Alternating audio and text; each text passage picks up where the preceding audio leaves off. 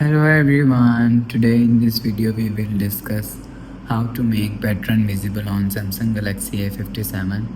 Let's start the video. First of all, go to app library. Here click on settings app. Now in setting, scroll down and click on security and privacy. After click on security and privacy, scroll down and click on more security settings. After click on more security settings, click on secure folder. After click on secure folder, you will see make pattern visible is here. If you want to make pattern visible, so turn on this button.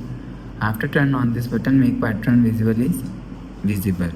After visible pattern, go back to home screen. So that's how you can make pattern visible on Samsung Galaxy A57. If you like the video, please subscribe. Thanks for watching.